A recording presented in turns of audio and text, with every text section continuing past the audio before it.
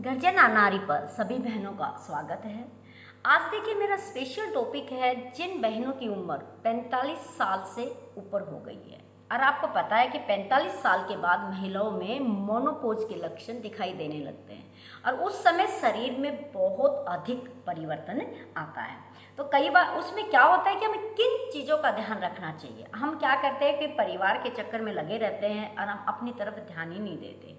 और जब मोनोपोज की स्थिति होती है तो शरीर में बहुत परिवर्तन आते हैं, बहुत ज़्यादा पसीने एकदम से आना, है ना, बेचैनी होना, कई बार नींद नहीं आना, अलग अलग तरीके की सबके शरीर के क्या होते हैं, अलग अलग सिस्टम्स होते हैं। इस समय को मेंटेन करने के लिए हमें कुछ बातों का ध्यान रखना होता है।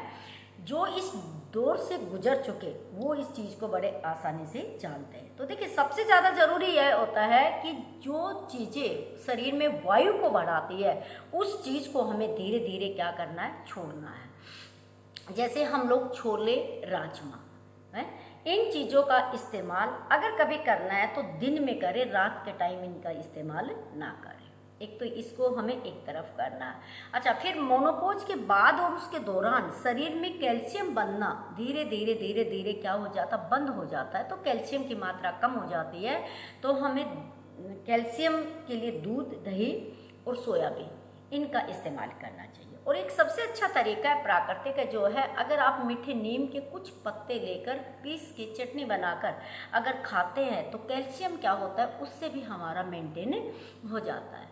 दूसरी बात है, एक हमें सुबह ज़्यादा नहीं, आधे घंटे तक अगर हम अपने शरीर को क्या करते हैं, हल्के फुल्के आसन कर लेते हैं, व्यायाम कर लेते हैं, तो उससे भी क्या होता है कि हमारी मानसिक और शारीरिक स्थिति क्या होती है, मेंटेन रहती है। क्योंकि ये एक ऐसा दौर होता है, ऐसा लगता है एक बार व्यक्ति को निराशा सी लगती है, खुद को, महिला को अपने आप में निराशा महसूस होती है कि अब मैं क्या करूं। कई महिलाएं डिप्रेशन में भी चली जाती है, फिर डॉक्टर को लेके घूमते हैं, ऐसे जाते हैं।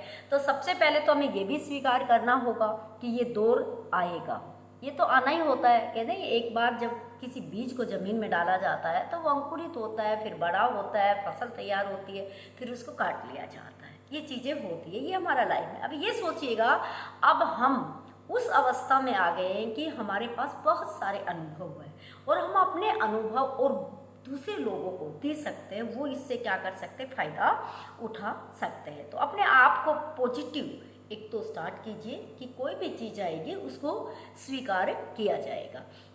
तो सबसे ज़्यादा असर होता है वो खाने का होता है। फास्ट फूड तो बिल्कुल ही क्या कर देना है, उसके कांटा लगा देना है कि उसको तो हमें इस्तेमाल करना ही नहीं है। जो चीज़ शरीर में वायु दाब को बढ़ाती है उस चीज़ को हमें क्या करना है, एक तरफ ही करना है। और मैं बहनों को एक सलाह देती हूँ कि अगर गेहूं के आटे को भी हम अपनी ज़िंदगी से थोड़ा दूर तो नहीं ले जा सकते, लेकिन कम करते हैं, हम मोटे अनाज का इस्तेमाल करें उसके लिए।